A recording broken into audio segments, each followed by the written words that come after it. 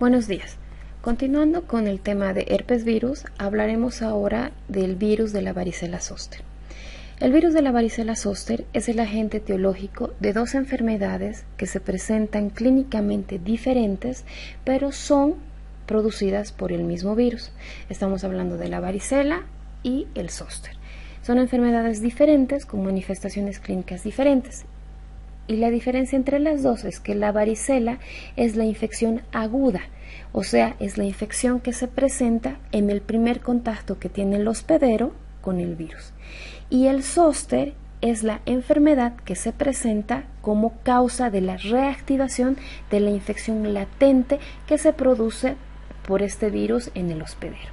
Vamos a empezar hablando de la varicela.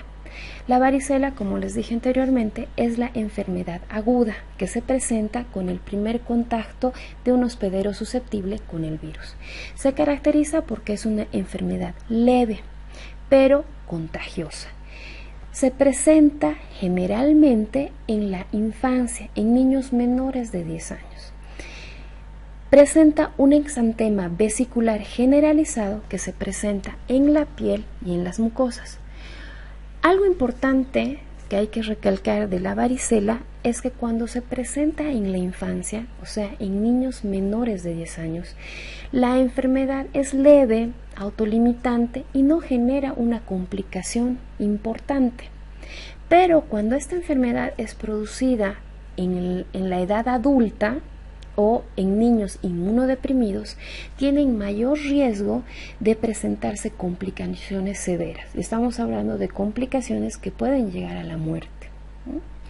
Ahora, el zóster, como también les mencioné anteriormente, es la enfermedad que se produce por la reactivación de la infección latente que se produce en el hospedero. Esta enfermedad es incapacitante, esporádica, que se presenta y desaparece, que afecta específicamente a adultos o a personas inmunodeprimidas. La característica de esta enfermedad es que presenta un exantema muy parecido al de la varicela, muy similar al que se presenta en la varicela, pero la diferencia es que solamente está distribuido de forma limitada a la piel enervada por un ganglio sensorial. ¿A qué se refiere esto? Se refiere a que el virus, cuando produce la infección latente, se aloja en los nervios de los ganglios sensoriales, ya sea del tronco o de la cabeza, y de ahí, cuando se produce la reactivación, genera estas lesiones que les estoy indicando. Como podemos ver, en esta persona presenta en la parte posterior de la espalda y en la parte anterior, como se observa aquí. Y las lesiones son muy similares a las que se produce en la varicela. Entonces, resumiendo, las dos enfermedades son causadas por el mismo virus. La diferencia de una y la otra es que la varicela es la enfermedad aguda que se presenta por el contacto primario con el virus. Y el zóster es la respuesta del hospedero parcialmente inmune ante la reactivación del virus de la varicela presente de forma latente en los nervios de los ganglios sensoriales. Entonces son dos enfermedades que tienen manifestaciones clínicas diferentes, pero son causadas por el mismo virus. Etiología. El virus de la varicela zóster es un virus que pertenece al género Bacillovirus y a la subfamilia Alpha herpes viridae. Se lo conoce también con el nombre de virus herpes tipo 3. El único reservorio conocido es el ser humano. La estructura del virus está constituida por un material genético de tipo ADN de doble cadena que está envuelta dentro de una cápside de tipo icosaédrica y fuera de esta presenta lo que es una envoltura. Pasemos a lo que es patogenia. La varicela. La forma de la vía de transmisión o las vías de infección que presenta la varicela es a través de las secreciones respiratorias. ¿Cómo ingresa el virus al hospedero?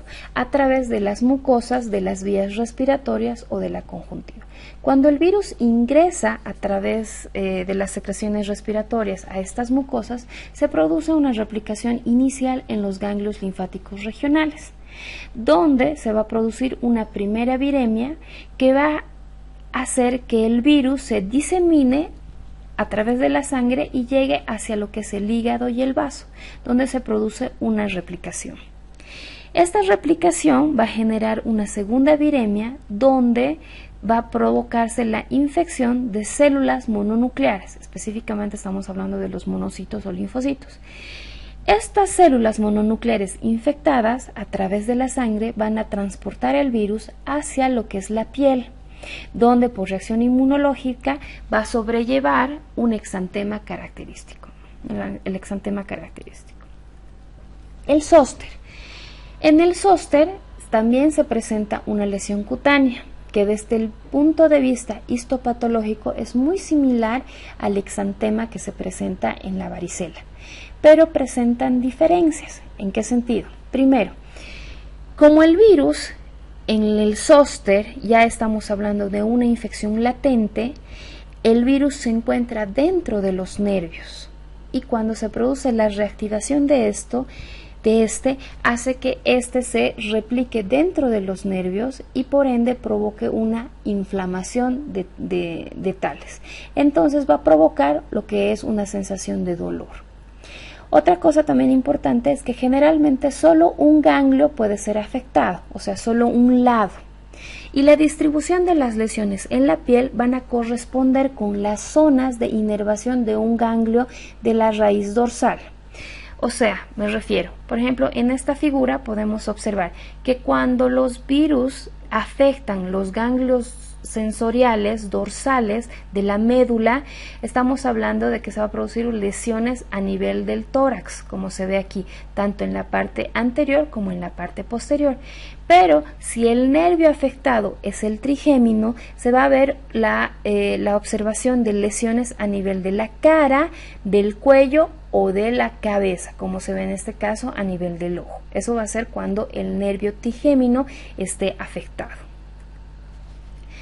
En la reactivación, los virus que han empezado a replicarse dentro de los nervios, como se ve aquí, van a generar un viaje, o sea, van a producir un viaje que van desde los nervios y se van a ir distribuyendo por todo lo que es el camino o la distribución del nervio hacia la parte de la piel, donde van a generar lo que son las ampollas y por ende la aparición del exantema.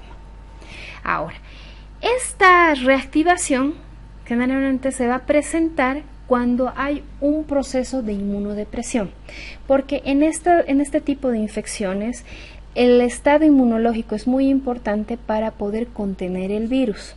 Si se producen alteraciones o problemas a nivel de inmunidad que provoquen un estado de inmunodepresión, puede generar una activación del virus para que éste empiece a replicarse dentro del nervio y genere esta distribución, como podemos observar aquí, que va a llegar hasta la piel y provocar lo que es la lesión de tipo vesicular. Ahora, estas reactivaciones van a provocar la formación de las vesículas, pero tiene una característica importante, son esporádicas y la recurrencia es infrecuente. ¿A qué se refiere? La recurrencia infrecuente se refiere a que va a presentarse muy rara vez, no se presentan todo el tiempo, se presentan en situaciones muy especiales. Y esporádico quiere decir que cuando se presentan solo van a durar por un tiempo. Se van a presentar, se van a mostrar las lesiones, el daño a nivel de la piel y demás, pero después de un tiempo va a desaparecer. Manifestaciones clínicas de la varicela. El periodo de incubación es de 10 a 21 días. La sintomatología que se presenta generalmente es malestar general y fiebre, seguida de lo que es la expresión del exantema. El exantema primero empieza a aparecer en el tronco, luego en la cabeza, luego en las extremidades y finalmente se extiende a lo que es la mucosa bucal y faríngea. Una característica importante del exantema es que presenta una evolución muy rápida. ¿Qué quiere decir esto? Que en un mismo paciente en el momento que se presenta, se pueden observar todas las etapas del exantema. O sea, si observamos la figura, podemos observar en el paciente que se puede observar en esta área las pápulas enrojecidas, que serían la primera parte de la evolución del exantema, luego la vesícula, que está llena de líquido, como observan aquí, y también lo que serían las costras, que sería la parte final de la evolución del exantema. Entonces, si se fijan, se observan los tres en el mismo paciente. Eso es algo característico de este tipo de exantema. Las complicaciones son infrecuentes en niños sanos. Estamos hablando de niños inmunocompetentes. Lo que se dijo anteriormente era eso, ¿verdad? Que esta infección, la infección cuando se presenta en la infancia, más o menos en niños menores de 10 años, no genera una infección grave, genera más que todo un tipo de infección leve, autolimitante, que después de un tiempo de evolución se genera un restablecimiento completo. Y la tasa de mortalidad en este tipo de personas, en este tipo de niños sanos, podríamos decir, es muy baja. No se presenta generalmente complicaciones en este punto. Pero sí se puede llegar a presentar complicaciones si la infección se presenta cuando ya la persona es adulta, o cuando el niño es inmunodeprimido, o en pacientes inmunodeprimidos. En este caso, estas personas tienen riesgo a llegar a producirse complicaciones, donde las más importantes son, por ejemplo, la encefalitis, que es una de las más importantes porque es una de las más graves. Ocurre en ocasiones raras, no se presenta con mucha frecuencia, más bien es muy raro que se presente este tipo de encefalitis causada por virus de la varicela, y puede ser mortal. La sobrevivencia de pacientes que han tenido encefalitis causada por virus de la varicela generalmente presentan secuelas permanentes. Otra complicación es la varicela neonatal. La varicela neonatal se produce o se contrae cuando la madre infectada transmite el virus justo antes o después del nacimiento. Hace que el problema en esta situación es que como el neonato tiene un estado inmunológico, una respuesta inmunológica baja, un estado de inmunológico bajo, hace que el virus tenga más capacidad de diseminación amplia en todo el cuerpo de y tenga mayor grado de daño y puede llegar hasta ocasionarle la muerte. Otra complicación que se podría decir que es importante en el sentido de que es la más frecuente que se presenta de todas las complicaciones que hemos visto, es la neumonía. Esta neumonía es común en neonatos, en adultos y en pacientes inmunodeprimidos. Es la más frecuente que se presenta y es la causa más común de muerte relacionada con varicela. Cuando estamos hablando de muertes relacionadas por una infección por varicela, generalmente se da por una neumonía, ¿no? Por una neumonía. Los pacientes que se encuentran en riesgo para sufrir este tipo de complicaciones son pacientes inmunodeprimidos que presentan algún tipo de cáncer o trasplante de órganos donde tienen un tratamiento que disminuye la inmunidad para evitar el rechazo del órgano, infectados por VIH. Este tipo de personas tienen mayor riesgo a que si contraen el virus se genere una infección, o sea, se produzca lo que es la varicela y se produzcan las complicaciones de esta. Luego tenemos lo que son las manifestaciones de zóster. El zóster hemos dicho que es la enfermedad causada por la reactivación de la infección latente. Generalmente esto se da más que todo en personas inmunodeprimidas, porque hemos recalcado que el estado inmunológico del paciente es muy importante para poder contener el virus. Ahora, si en algún momento se produce algún estado de inmunodepresión, el paciente tiene más probabilidad de que se reactive la infección latente y se presente el zóster.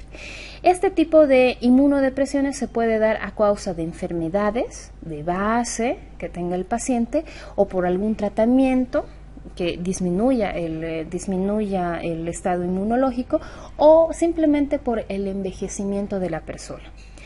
¿Cómo comienzan las manifestaciones? Comienzan con un dolor intenso en la región de la piel o la mucosa inervada por uno o más grupos de nervios o ganglios sensoriales que están siendo afectados por el virus, donde se encuentran el virus de forma latente, que cuando se va a producir la activación, estos van a empezar a replicarse en estos nervios.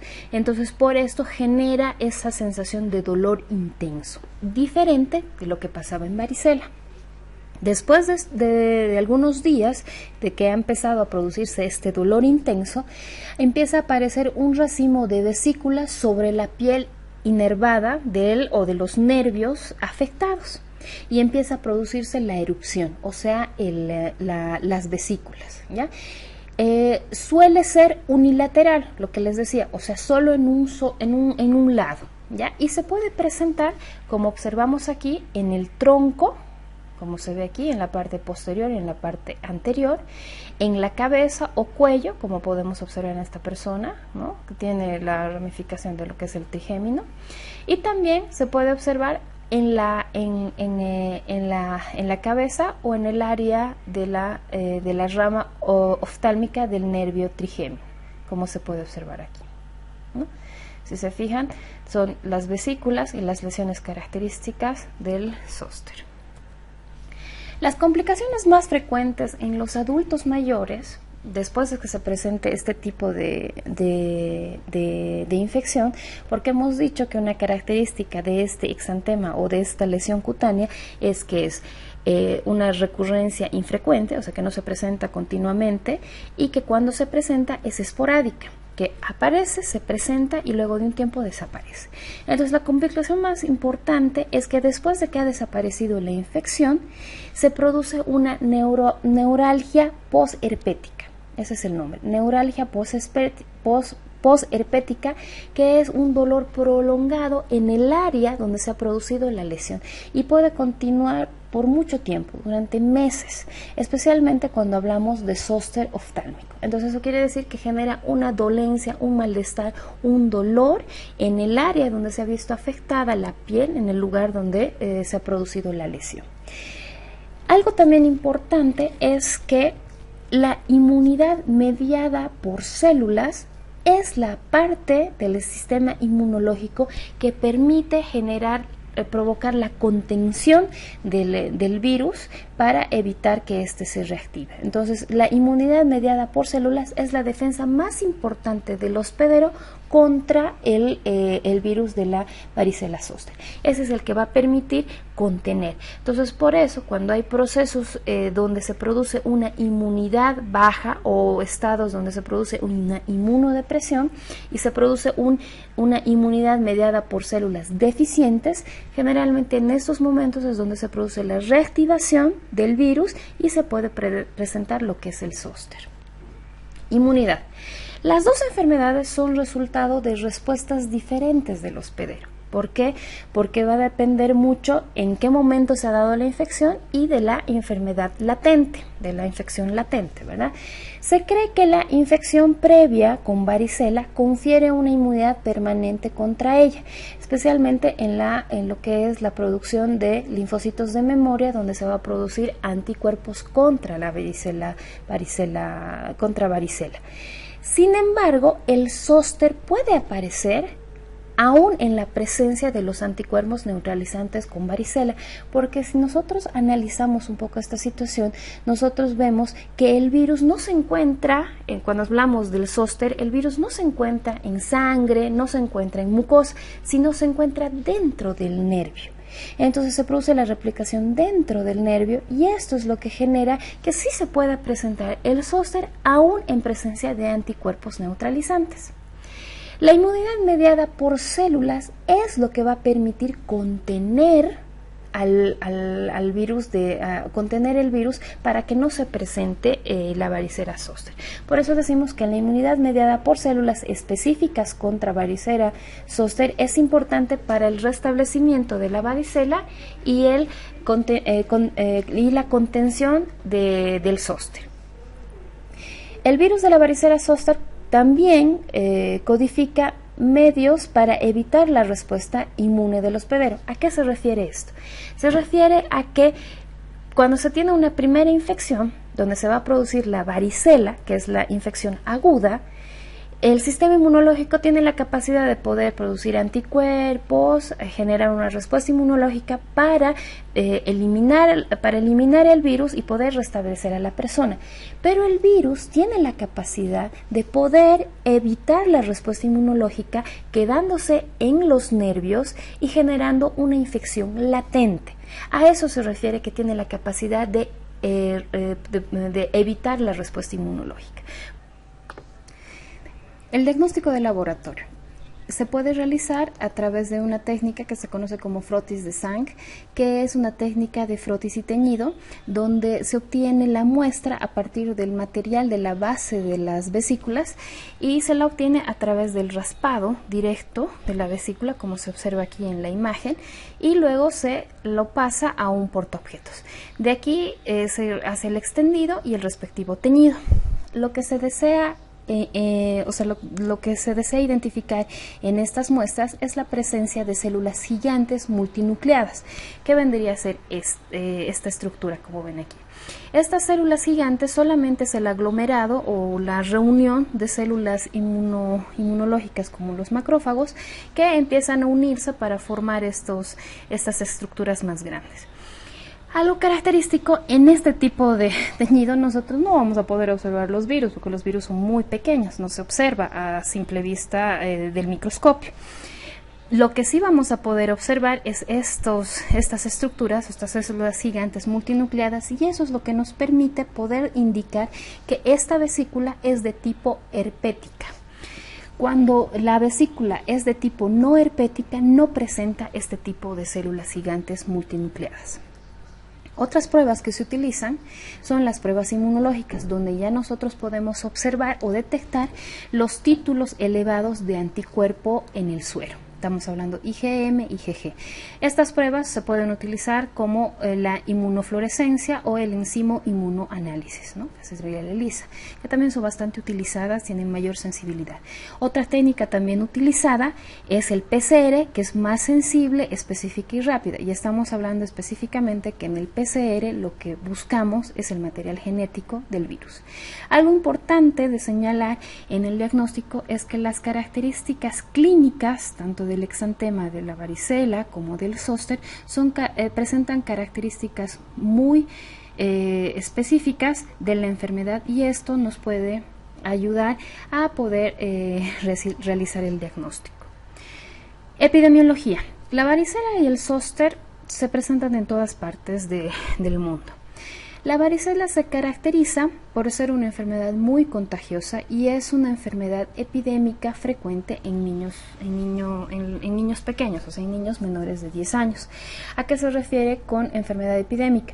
Que generalmente cuando un niño se ve infectado con el virus, antes de que se presente el exantema, ya puede contagiar unos 2 días antes de que se presente el exantema y 5 días después.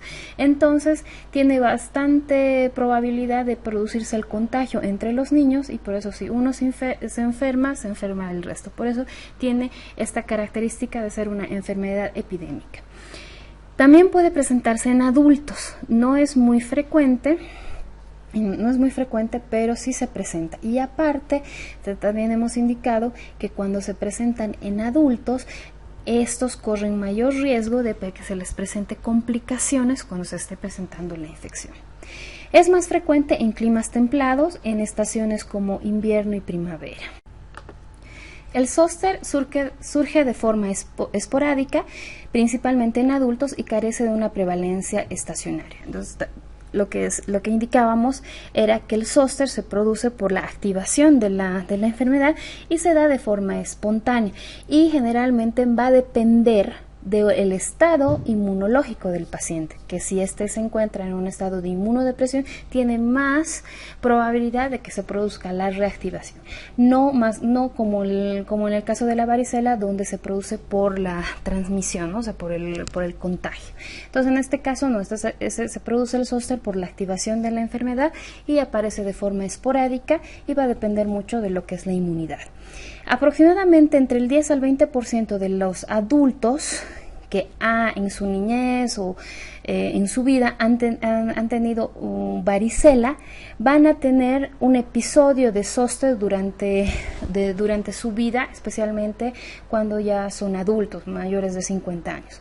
Entonces solamente el 10 al 20%, entonces no quiere decir que sea una regla que si tú has tenido varicela vas a tener zóster, no es tan tajante esta regla, o sea, solamente el 10 al 20% puede presentar el zóster en estos pacientes. La varicela se propaga con facilidad a través de las gotitas de secreción respiratorias o por el contacto directo de las erupciones cutáneas, pero la forma principal de transmisión es a través de las secreciones respiratorias. El contacto con las erupciones cutáneas sí puede presentar una transmisión, pero es poco frecuente. No tiene mucha importancia, no se da tanto. Generalmente es a través de las secreciones respiratorias. Un paciente infectado puede transmitir la enfermedad desde pocos días antes de la aparición de las vesículas hasta 5 días después, cuando estamos hablando de la varicela. La infección por contacto es menos habitual en el zóster. ¿Por qué? Porque en el zóster el virus no se encuentra en la secreción respiratoria, Básicamente, el virus en el zóster solamente se encuentran en las vesículas, entonces solamente están en las vesículas. Entonces sí se podría generar una infección, o sea, un contagio a través del contacto directo con la vesícula. Se puede dar, no es frecuente, no es una transmisión muy importante, pero sí se puede presentar. Esto se ha visto porque niños que han sido susceptibles, que han tenido contacto con personas que tenían varicela zóster, con las lesiones abiertas, sí han tenido contacto con estos niños y se les ha producido lo que es la varicela. El tratamiento. En los niños normales, que podríamos decir inmunocompetentes, que tienen un estado inmunológico normal, la enfermedad es leve, no requiere tratamiento, es autolimitante y por sí solo el paciente llega a generar un estado de restablecimiento, ¿verdad? Pero sí se puede presentar en ciertos momentos complicaciones, y hemos indicado que estas complicaciones más que todo se dan en recién nacidos, inmunodeprimidos, niños inmunodeprimidos, recién nacidos, pacientes inmunodeprimidos también, o personas adultas, donde sí se puede llegar a provocar una complicación en lo que es la varicela. Cuando se produce este tipo de situaciones, se puede tratar a estos pacientes, que son pacientes de riesgo, que han estado expuestos, han estado confirmados con una exposición a varicela, se les puede tratar mediante una inmunidad pasiva a través de gamma globulina, introduciéndoles gamma globulina en títulos altos, que es el anticuerpo contra virus de la varicela zóster, para evitar que se produzca el desarrollo de la enfermedad en forma grave. Entonces, eso ayuda. Pero cuando ya se está produciendo la infección, o sea, cuando ya se está produciendo las viremias y demás, o sea, ya no tiene un valor terapéutico adecuado. Esto generalmente se da cuando se ha tenido el contacto con una persona que tenga el virus, de una persona con riesgo. Podríamos hablar de, digamos, un neonato que sabemos que la madre está infectada o que estaba con el virus y que ha tenido riesgo de haberle pasado al neonato, por ejemplo. Entonces, en esos casos, antes de que se presente cualquier sintomatología y demás, se le puede dar ese tratamiento para evitar que este niño genere o desarrolle una enfermedad grave. Otros tratamientos son los antivirales, que también ayudan a disminuir la replicación del virus. Los que se utilizan y han visto que tienen bastante efectividad contra la varicela son el aciclovir, valaciclovir, vidarabina y el foscarnet. El aciclovir puede prevenir la aparición de la enfermedad generalizada en pacientes inmunodeprimidos infectados con varicela y que puede detener la evolución del zóster en los adultos. Entonces se puede utilizar esto como prevención para disminuir la replicación del virus y evitar la evolución del zóster en los adultos, ¿no? Si es que la persona tiene antecedentes que se presenta el zóster, entonces esto puede generar que haya un control de la evolución del zóster. La vidarabina también es bastante beneficiosa, se utiliza cuando, más que todo, cuando se presenta el zóster, ¿no? El presente el zóster, para hacer que la enfermedad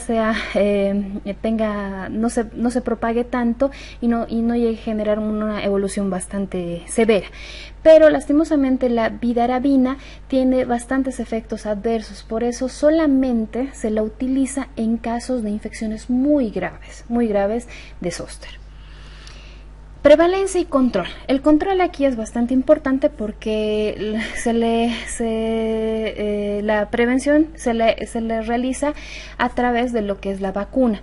Desde 1995 se ha aprobado en Estados Unidos, se ha aprobado una vacuna contra varicela que es producida con virus vivos atenuados, que se aplica más o menos a los 18 meses de edad por vía intravenosa en una sola dosis.